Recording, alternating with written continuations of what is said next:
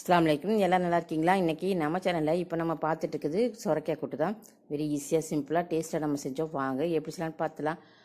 சுரைக்காய் வந்து நம்ம இந்த மாதிரி பெரிய சுரைக்காய் நமக்கு கிடச்சிச்சு. அதில் நம்ம பாதி அளவுக்கு தான் கட் பண்ணி நம்ம எடுத்துருக்கோம். சுரைக்காய் வந்து நீர் சத்து உள்ள காய். நம்ம அடிக்கடி நம்ம கூட்டு, பொரியல், பெரட்டல் இதை மாதிரி நம்ம வந்து சாப்பிட்டே இருக்கணும்.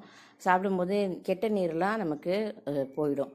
இந்த நீர் சத்தில் உள்ளதுனால நீர் பையில் உள்ள கிருமிகள்லாம் போயிடும். அதனால் இந்த கூட்டு நம்ம அடிக்கடி நம்ம சேர்த்துக்கணும் சுரைக்காய் கிடைக்கும் போது. அதுக்கு வந்து நம்ம தாளிக்கிறதுக்கு பைத்தம்பருப்பு, உளுந்து, கடுகு நான் எடுத்திருக்கேன். குட்டி குட்டியாக கட் பண்ணி தோல் நீக்கிட்டு குட்டி குட்டியாக கட் பண்ணி நான் எடுத்திருக்கேன். எண்ணெய் சட்டி வச்சு எண்ணெய் ஊற்றிட்டு ஒரு 3 பச்சை மிளகா போட்டுங்க. எடுத்து வச்சுருக்க நம்ம தாளிப்பு எல்லாத்தையும் போட்டு நம்ம தாளிக்கலாம். இப்போ தாளித்து வரட்டும்.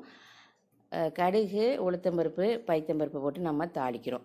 தாளிச்சுட்டு வதங்கிட்டு இருக்கட்டும். நம்ம சேனலை ஃபஸ்ட் டைம் பார்க்குறீங்கன்னு சொன்னால் சப்ஸ்கிரைப் பண்ணி வச்சுங்க. பெல்லைக்கனை கிளிக் பண்ணுங்கள், ஆளுங்கிற சிம்பிள் வச்சுங்க.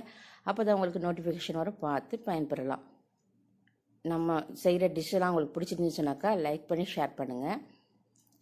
நம்ம கருவேப்பிலை கொஞ்சம் போட்டாச்சு. 1 கப் அளவுக்கு வெங்காயம் கட் பண்ணி அதில் போட்டாச்சு. நீங்கள் 1 கப்பு இல்லை, வெங்காயம் நீங்கள் 2 கப்பு கூட நீங்கள் சேர்த்துக்கலாம்.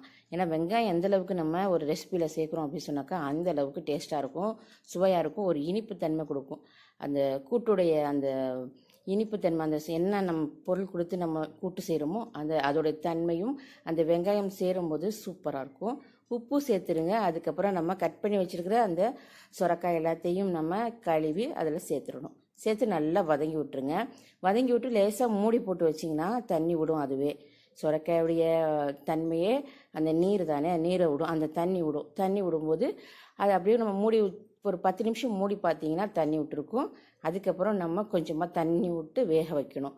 வேக வச்சு அதுக்கப்புறம் தேங்காய் துருவி எடுத்து அதில் போட்டு ஒரு கரண்டு கிளறி வச்சு ஒரு 5 நிமிஷம் மூடி வச்சு எடுத்திங்கன்னா சூப்பரான சுவையான டேஸ்ட்டில் நமக்கு அந்த சுரைக்காய் கூட்டு கிடைக்கும். இதை மாதிரி சுரைக்காய் கிடச்சிச்சின்னா கண்டிப்பாக நீங்கள் சுரைக்காய் கூட்டில் இதை மாதிரி நம்ம மசாலாக்கெல்லாம் நம்ம எதுவுமே சேர்க்கலை. இயற்கையாகவே நம்ம வந்து இந்த சுரைக்காய் வந்து கிடைக்கும், நிறைய இடத்துல கிடைக்கிது தான், கிடைக்காத பொருள் கிடையாது. சுரைக்காய் கிடைக்கும் போதெல்லாம் கூட்டு, பொரியல் இதை மாதிரி நீங்கள் அடிக்கடி சாம்பார் இதை மாதிரி நீங்கள் செஞ்சு சாப்பிட்டே இருக்கணும். அந்த கெட்ட நீர் வந்து போகிறதுக்கு இது ஒரு வாய்ப்பாக இருக்குது. அதனால் சுரைக்காவை யாரும் சுரைக்காய் வச்சு நிறைய டிஷ் செய்வாங்க.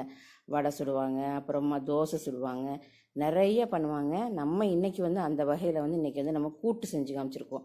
நம்மளும் நம்ம சேனலில் நிறைய சுரைக்காய் வச்சு ரெசிபி நிறைய போட்டிருக்கோம். நீங்கள் அதை போய் நீங்கள் செக் பண்ணி பார்த்துக்கலாம். இதே போல் அடுத்தடுத்த வீடியோவில் புது புது டிஷ் உங்களுக்கு வந்துகிட்டே இருக்கும். நம்ம சேனலை வாட்ச் பண்ணிட்டே இருங்க. தேங்க்ஸ் ஃபார் வாட்சிங்.